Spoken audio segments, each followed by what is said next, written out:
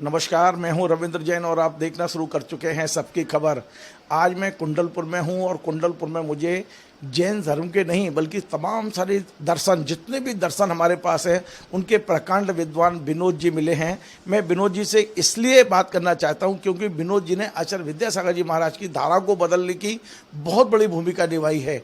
आचार्य विद्यासागर जी महाराज ने अपने जीवन का एक बहुत बड़ा कालखंड जैन आगम के साथ बिताया, यानी जैन फिलॉसफी के साथ बिताया, लेकिन उन्हें जैन से जन जन तक लाने का जो उपक्रम किया वो विनोद जी ने किया। विनोद जी ने उन्हें तमाम सारे दर्शन पढ़ने की जो प्रेरणा दी और बाद में कुछ ऐसे क्षण भी आए जब ये गुरु और भक्त से मित्रता की ओर बढ़े और दोनों अनंत की यात्रा पर एक एक नहीं 15-15, 20-20 घंटे बैठकर ये लोग अचानक ऐसी बातें किया करते थे जो आचार्य विद्यासागर जी महाराज समझते थे। प्रकृति क्या है, दूसरे धर्म क्या है, हम केवल जैन धर्म के दायरे में सोचे या उसके बाहर कैसे निकले, और इन तमाम सारी चीज़ों पर आज हम विनोद जी से बात करेंगे कि ये सब था क्या। और आप और आचार्य जी जब चर्चा करते थे तो कोई डिस्टर्ब नहीं करता था। आचार्य जी का एकदम आदेश हुआ करता था कि विनोद जी कक्ष में है तो फिर कोई नहीं आएगा, मतलब ये। और एक चर्चा फिर 5 घंटे चलेगी, 7 घंटे चलेगी, किसी को नहीं पता रहता था ये चर्चा क्या होती थी, क्योंकि जब तक आचार्य जी रहे विनोद जी ने अपना मुंह नहीं खोला। आज मैं पहला एक पत्रकार हूँ या एक चैनल है जिस पर विनोद जी पहली बार बताने जा रहे हैं कि आखिर ये जो चर्चाएं हुई और बरसों तक चर्चाएं हुई ये था क्या। विनोद जी, आपका बहुत बहुत स्वागत है। और मैं बड़ा सौभाग्यशाली हूँ कि ऐसी चीज़ें मैं दर्शकों को और आचार्य जी के भक्तों तक ले जाने के लिए उपक्रम बन रहा हूँ कि आपके और आचार्य जी के बीच में ऐसे क्या संबंध थे कि जब आप आते थे तो आचार्य जी सब भूल जाते थे। आचार्य जी कुछ ऐसी चर्चा करना चाहते थे जो संसार से परे हो। उन्हें अमृत तत्व की चर्चा पसंद थी। संसार में दुख है और दुख का निराकरण नहीं है, अगर है निराकरण तो अमृत तत्व से है। उसी अमृत तत्व की चर्चा में हम लोग सदा लीन रहते थे, विचार करते रहते थे कि वो अमृत है क्या। ठीक। अच्छा, मैं ये भी जानना चाहता हूँ कि आपने आचार्य श्री को जैन आगम से बाहर लाने की कोशिश किया कि आपने एक तरह से उनको ये कहा कि आचार्य श्री जैन आगम के बाहर भी बहुत कुछ है। कौन कौन से दर्शन हैं जिनको आचार्य श्री और आपके बीच में डिस्कशन भी होता था? आचार्य श्री ने कौन कौन से दर्शन पढ़े और पढ़ने के बाद में आपके साथ डिस्कस किया? ऐसे तो आचार्य श्री षट दर्शन के अच्छे ज्ञाता थे, वेदांत, सांख्य, मीमांसा, चारवाक, लेकिन हमने उन्हें आधुनिक जो विचारक थे उन विचारकों को पढ़ने की बहुत प्रेरणा की उन्हें, जैसे ओशो, जे कृष्णमूर्ति, इन सभी विचारकों को उन्होंने क्रमशः पढ़ा, समझने का प्रयास किया कि आखिर ये क्या कह रहे हैं। आचार्य जी ने कई बार अपने मन की बातें भी आपसे की हैं, जैसा कि आप बता रहे 16-17 घंटे बेशक 2-2, 3-3 किस्त में हुआ करता था। तो ये क्या बदलाव क्या आया था आचार्य जी के अंदर, क्योंकि आप आचार्य जी को पिछले 35 साल से करीब जानते रहे हैं, जुड़े रहे हैं आचार्य जी से। ये जो आचार्य जी ने नए दर्शनों को पढ़ा, नए शास्त्रों को पढ़ा, नई विधा को पढ़ा, आधुनिक लोगों को समझने की कोशिश की, तो क्या परिवर्तन क्या दिखा आपको? आचार्य श्री को ऐसा लगा कि जो चेतना है वह समान स्तर पर है, सबके भीतर एक सी ही चेतना है, और दुख मुक्ति की जो बात है वह सिर्फ एक व्यक्ति के लिए नहीं, वह सबके लिए है। और वो किस तरह मानवता ऊपर उठ सकती है ये भावना उनके अंदर प्रबल होती चली गई दर्शन पढ़ने के पश्चात। और उन्होंने उसके लिए जो छोटे से छोटे आयाम थे, कैसे छोटे से छोटा व्यक्ति सुख की तरफ जा सकता है, उसके लिए छोटे और कौन से साधन हो सकते हैं जिससे उसका जीवन भी चले और धर्म की ओर भी आए। भले ही वो बहुत लंबी यात्रा ना करे, लेकिन छोटी यात्रा कैसे प्रारंभ करे, इसलिए उनके अंदर एक ऐसी उदारता पैदा हुई कि हर व्यक्ति का कल्याण हो, हर व्यक्ति पाप से मुक्त हो, और पापी भी हो तो वो किस तरह से धर्म की ओर आ जाए। एक धर्म की व्यापकता उनके भीतर जो पैदा हुई, उससे पूरा समग्र परिवर्तन हो गया। आचार्य जी ने ओशो को भी पढ़ा, जैसा मतलब आपने मुझे व्यक्तिगत चर्चा में बताया। आचार्य जी ने ओशो को भी पढ़ा, आचार्य जी ने कृष्ण को पढ़ा, आचार्य जी ने जो शंकराचार्य हैं उनकी पूरी पद्धति को पढ़ा। इसके बाद में क्या ऐसा आपको लगता है कि ये सब पढ़ने के बाद एक ही आचार्य जी ने तमाम सामाजिक प्रकल्प प्रारंभ किए थे? चाहे वो स्कूल का हो या हथकरघा का हो, जेल में हो, बहुत सारे प्रकल्प, सामाजिक प्रकल्प। गौशाला तो खैर उनका पुराना प्रकल्प था।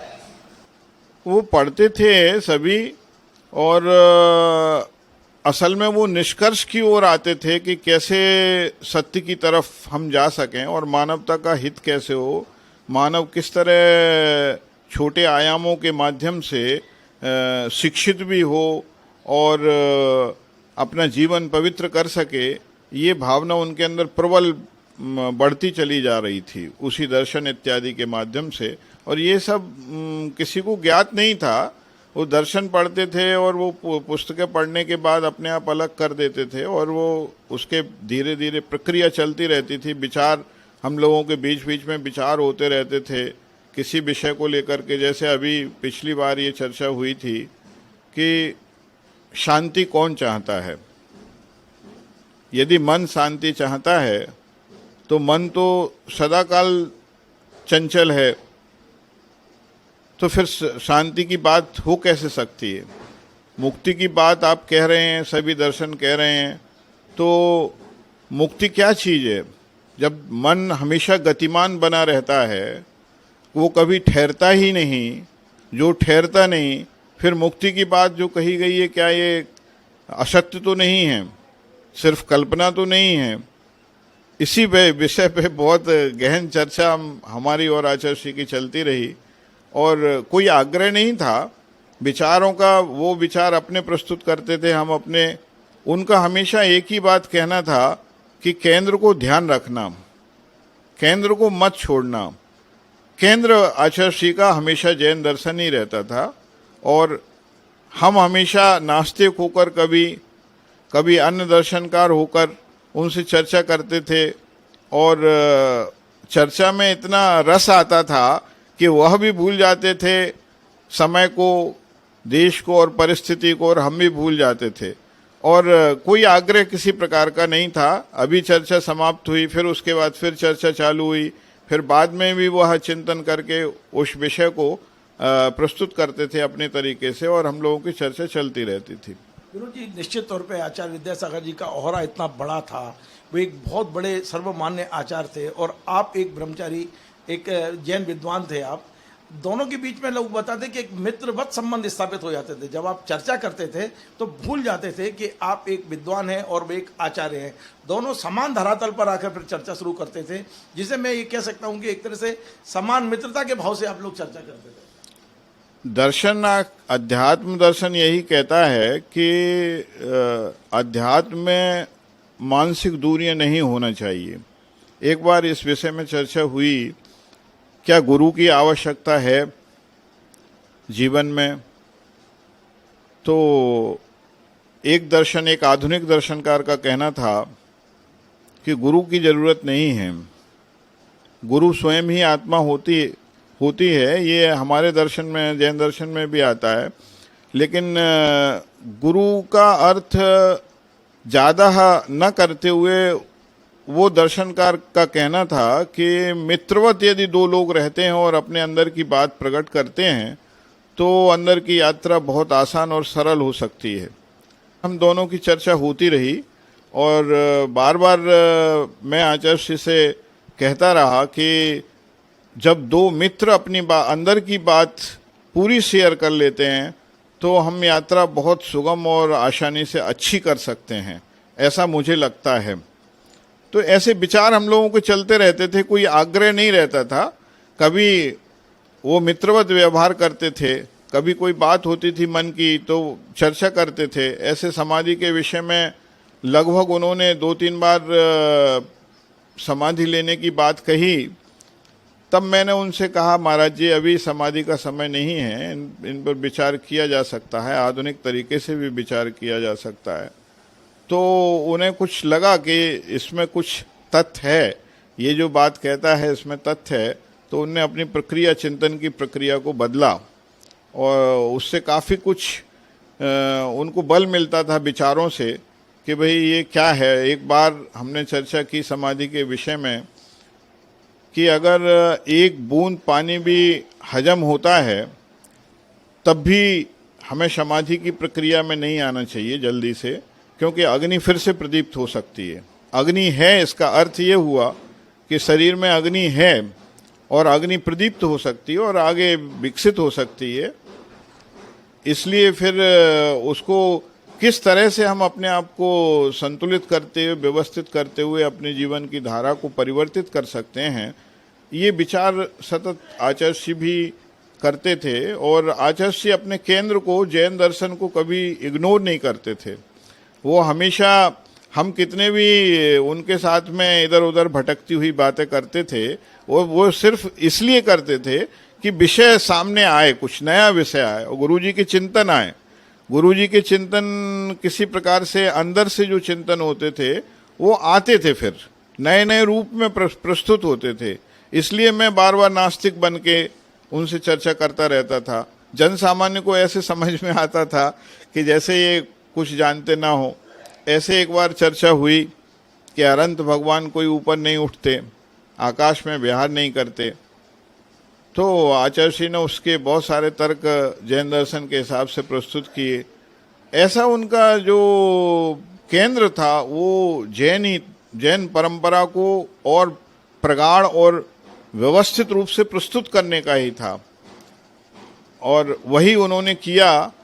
जैनत्व के साथ में किस तरह जैन धर्म और उदारवादी हो सके और लोगों को उसका अधिक से अधिक लाभ मिल सके, हर आदमी कैसे मनुष्य मतलब जैन दर्शन से जुड़ सकता है, यहाँ तक उनकी चेतना विकसित हो गई थी। और उन्होंने जेलों में हथकरघा और अन्य प्रकार के बहुत सारे आयाम जो थे वो सिर्फ इसीलिए थे उनके आयाम कि चेतना में एक बार ये चीज़ आए कि वो अहिंसा है क्या और सत्य क्या है, ब्रह्मचर्य क्या है, अपरिग्रह क्या है। ये छोटे छोटे आयामों में आए, छोटे छोटे रूपों में आए, तो वो चीज़ वो देना चाहते थे, जन जन तक पहुंचाना चाहते थे। और उनकी करुणा जो थी वो जन जन तक पहुंच रही थी धीरे धीरे, यही उनका एक प्रयास था। विनोद जी, एक बहुत महत्वपूर्ण बात यह है कि आप अंतिम में कब मिले आचार्य जी से और कितनी देर डिस्कशन हुआ, और यदि आप चाहें तो बताएं कि अंतिम जो डिस्कशन हुआ था उसमें क्या, क्योंकि उस समय शायद चंद्रगिरी तीर्थ में आप मिले थे और आचार्य जी समाधि की अवस्था में थे, ऐसा चर्चा में है, मुझे नहीं पता है, आप ज़्यादा सही बता पाएंगे। और उस समय आचार्य जी की मानसिकता क्या थी? जब मुझे ये ज्ञात हुआ कि आचार्य श्री का स्वास्थ्य काफ़ी खराब है, तो मैं आचार्य श्री के निकट 26 जनवरी 24 में पहुंचा था। आचार्य श्री उस समय अस्वस्थ थे, तो मैंने आचार्य श्री से कहा, महाराज जी स्वास्थ्य तो काफ़ी कमज़ोर है आपका। उन्होंने कहा हाँ, पीलिया हुआ है। और मैंने कहा कि ऐसा मालूम पड़ा है कि आपको एक कोई गठान भी है और असाध्यता की ओर है। हाँ सुना तो है बोले, तो इस विषय में आपका क्या विचार है? तो उन्होंने कहा ठीक है, उसके लिए जो उपचार हैं वो कर रहे हैं। हमने कहा महाराज जी, मृत्यु का कुछ भी एहसास नहीं होता। मृत्यु एक ऐसी घटना है, कब घट जाए मालूम नहीं पड़ती। और विनोबा जी ने एक बात कही है कि मृत्यु का एहसास करने के लिए अंतिम जो शरीर की क्रस्ता है वहाँ तक जाकर मृत्यु का एहसास करते हुए फिर वापस जीवन की ओर लौटना कुंडलिनी जागरण है। हाँ बोले, ये साधनाएं उस दर्शन में आती तो हैं। आचार्य श्री ने कहा हमारे यहाँ इस तरह की दृष्टिगोचर नहीं होती, लेकिन हाँ मैं एक बात कहता हूँ, मेरे साथ ऐसा 5 बार घटित हुआ है। मैं वापस मृत्यु से जीवन की ओर आया हूँ 5 बार। और मैंने महाराज जी से कहा, आचार्य श्री क्या आप 12 वर्ष की समाधि स्वीकार करना चाहेंगे? तो उन्होंने उत्तर दिया कि नहीं, अभी निमित्तों का अभाव है इस समय, लेकिन मैं जो आगम की विधि है और व्यवस्था है उस व्यवस्था से संलेखना कर रहा हूँ। उसी प्रक्रिया में ही चल रहा हूँ और मैं बिल्कुल सजग हूँ और किसी प्रकार की कोई शिथिलता मेरे भीतर नहीं है। मैं जो प्रक्रिया है संलेखना की उसी प्रक्रिया से ही चल रहा हूँ। मेरा नियम संलेखना का व्रत मैं लिए हुए हूँ और इसी प्रक्रिया को मैं आगे बढ़ा रहा हूँ क्रमशः। उसके बाद उन्होंने और भी कुछ ऐसे बिंदु जो डिस्कस करने के थे संलेखना के विषय में, उन्होंने सभी डिस्कस किए। उनका कहना था कि भक्त प्रत्याख्यान का अर्थ सिर्फ भोजन का परित्याग नहीं होता, भक्त का अर्थ होता है शिष्यों का परित्याग कर देना। तो शिष्यों का परित्याग कर देने का अर्थ क्या हुआ? इसका अर्थ है कि अंदर से जो जुड़ाव है किसी भी प्रकार का, उस जुड़ाव को त्याग करना, यह भी एक संलेखना है। इसको स्वीकार करिए। यह आध्यात्मिक दृष्टिकोण से समझना चाहिए इस विषय को। और उन्होंने बहुत अच्छी बात कही। एक अध्यात्म में साधना आती है, उसमें कहते हैं मेरे तेरे पने का अभाव होना ही संलेखना है। मेरे तेरे पने का अर्थ हुआ कि मैं आपको अपना शिष्य नहीं मानता। आप मुझे गुरु माने तो माने, मैं तो नहीं मानता। तो मेरे तेरे पने का अभाव करना यह एक साधना है और इसी प्रक्रिया में मैं चल रहा हूँ। महाराज जी, आपने इतने शिष्य, इतनी शिष्य मंडली बनाई, ये सब आपके पास आना चाहते, आपका स्वास्थ्य सही नहीं है और सब दर्शन करने के इच्छुक हैं और मैं भी इसी भाग दौड़ में आपके पास उपस्थित हुआ हूँ। नहीं, मैंने किसी शिष्य को नहीं बुलाया। मेरी जिसको मुझे बुलाना था मैंने महोत्सव में सभी को बुला लिया था। अब मैं अपनी संलेखना की साधना कर रहा हूँ। 3 शिष्य मेरे साथ हैं, उन्हीं के साथ में मैं हूँ और निरंतर अपनी साधना में ही लीन हूँ। महाराज जी, आपने कहा था कि इस संघ को छोड़कर मैं दूसरे संघ में जाकर समाधि करूँगा। हाँ, बिल्कुल, मैं उसमें भी विचाररत हूँ, उस प्रक्रिया में लगा हुआ। किस संघ में जाना चाहते थे, कुछ जानना है आपको? ऐसा कुछ नहीं, उनका बीच में मेरे से चर्चा हुई तो उन्होंने ये कहा कि मैं आगम में सिर्फ ये बात आती है, बिहार करते हुए उस निर्यापक की खोज करें, तो मैं उसी प्रक्रिया में चल रहा हूँ। ये उन्होंने उस दिन भी मेरे से कहा 26 तारीख को कि मेरे ख्याल में है ये बात जो आज आगम में कही गई है, मैं उसका विचार निरंतर कर रहा हूँ। क्या लगता है? हाँ, समय नहीं मिल पाया और जो भी परिस्थितियाँ रही हों, लेकिन वो मतलब चाहते ये थे कि अपने संघ को छोड़ करके परगण में समाधि करें और निर्विघ्न रूप से जो मुक्ति की कल्पना, मुक्ति की बात कही गई है, उस मुक्ति के लिए प्रयास करें, यही उनकी मनोभावना। बहुत महत्वपूर्ण सवाल है मेरा। थोड़ा सा इंटरव्यू लंबा हो रहा है लेकिन बहुत महत्वपूर्ण, क्योंकि अब आपको सुनने वालों की जिज्ञासा और बढ़ जाएगी जो आप बोल रहे हैं। आप 4 दशक आचार्य सिंह के चरणों में रहे हो, मित्र भी रहे हो। आपने कहा कि कई बार तो मैं ऐसा हो जाता कि मैं किसी धर्म का ही नहीं हूँ। आपको क्या लगता है आचार्य सिंह के जाने से कितना बड़ा नुकसान हुआ है, धर्म का, समाज का, देश का? आचार्य श्री एक ऐसी ज्योति थे जिनको सहजता से नहीं समझा जा सकता था, क्योंकि उनके चित्त की जो दशा थी वो बहुत पवित्रतम थी। वो हमेशा परहित के साथ साथ आत्मा की एक निरीहता, निष्प्रियता और विषय रहित चित्त की स्थिति, इसको उपलब्ध करना चाहते थे और इसी में वो सतत प्रयत्नशील रहते थे। हमेशा वो इंद्रिय विषयों से परांगमुख होके कैसे समत्व को उपलब्ध किया जाए, ये बात कहते थे वो। और उस धरातल का स्पर्श किया जाए जो शांत है और सत्य है, एक रूप है, अमृत है, और उसमें कैसे रहा जाए। शायद मुझे ऐसा लगता था कि उन्हें नकारात्मक कोई चीज़ दिखना बंद हो गई थी। वो हमेशा शकार के बिंदुओं पर इतने प्रबल पक्ष रखते थे कि उन पक्षों को सुनकर विचार भी करना मुश्किल हो पाए सामान्य व्यक्ति का। अच्छे अच्छे विचारक भी वहाँ नहीं पहुँच पाते थे जिस तल से वो बात करते थे। कभी कभी मुझे लगता था कि जब मैं उनके पास पहुँचता था तो कोई एक ऊर्जा मेरे अंदर जैसे प्रवाहित हो रही हो, अपने आप बोलने के लिए मुझे प्रेरित कर रही हो, और हम लोगों की सहजता से वही हंसी और वो एकदम प्रसन्न होना, उनका प्रसन्न वदन से चर्चा, दूसरी कोई बात ही नहीं, संसार की कोई बात नहीं उनके मन में आती नहीं थी और हमारे मन में भी नहीं आती थी।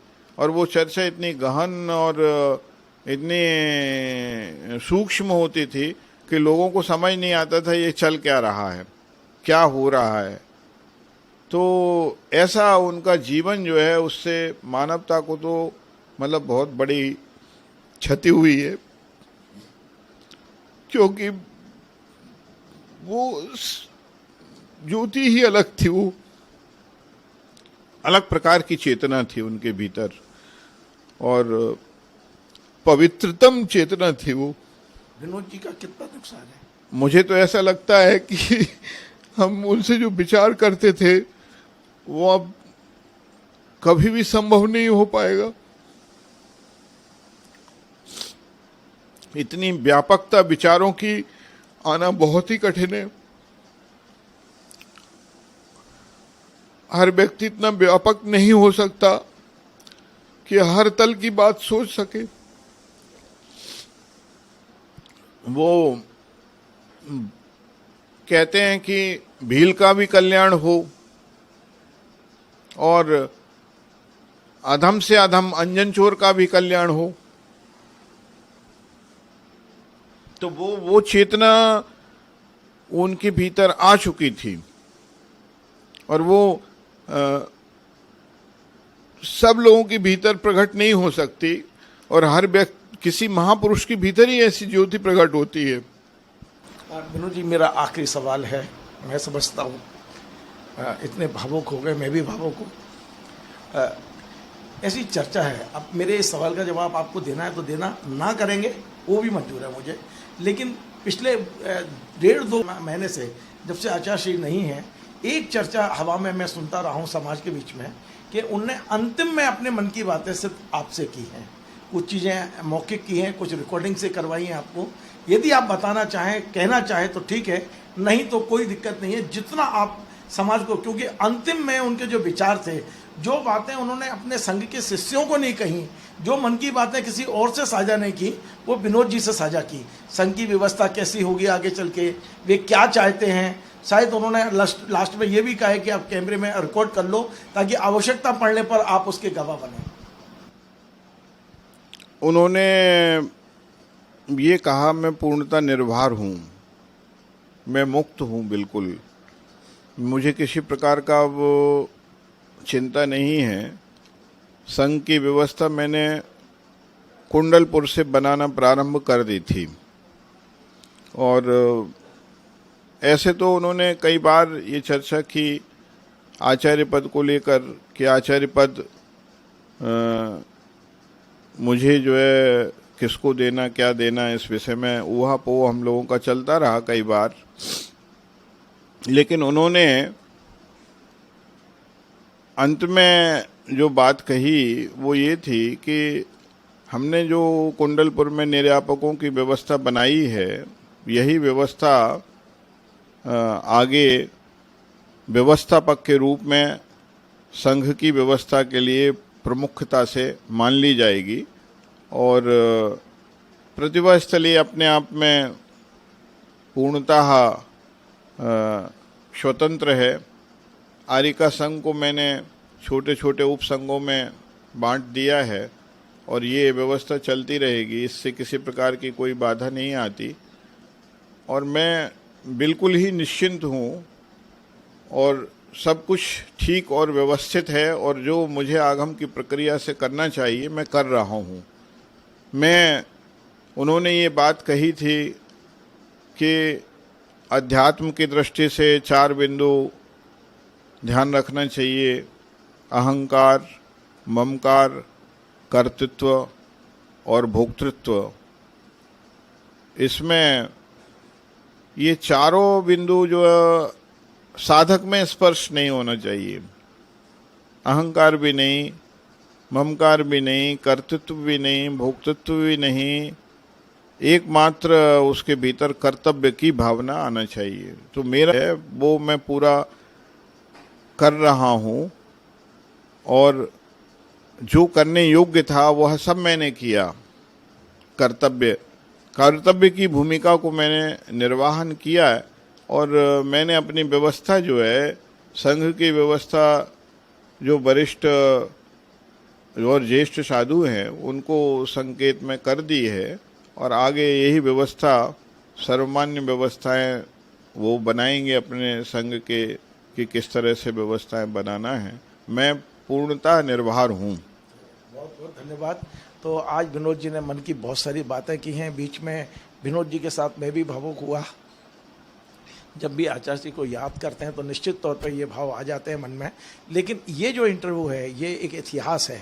आचार्य जी के साथ में जो अंतरंगता रही है विनोद जी की, और आचार्य जी ने अपने मन की बातें जो अंत में कही हैं, मुझे पता है कि विनोद जी को जो कहना है वही कहा है उनने, और जहाँ जो कहना है वो वहीं कहते हैं। जरूरी नहीं है कि सार्वजनिक तौर पर वो कहें, लेकिन बहुत सारी चीज़ें ऐसी हैं जो विनोद जी के आज भी उनके मन में दफन है, और जहाँ कहना होगा वो वहाँ कहेंगे। निश्चित तौर पे आज विनोद जी की इस चर्चा को हर व्यक्ति को सुनना चाहिए, हर आचार्य जी के भक्त को सुनना चाहिए कि आचार्य जी एक व्यक्ति नहीं, विराट व्यक्तित्व थे, और निश्चित तौर पर उनका ज़्यादा समाज के लिए, देश के लिए और धर्म के लिए कितना बड़ा हानिकारक है। आपको हमारा ये कार्यक्रम पसंद आए वैसे शेयर करें, लाइक करें, कमेंट करें, और आपसे बार बार निवेदन है हमारे चैनल को सब्सक्राइब अवश्य करें। धन्यवाद।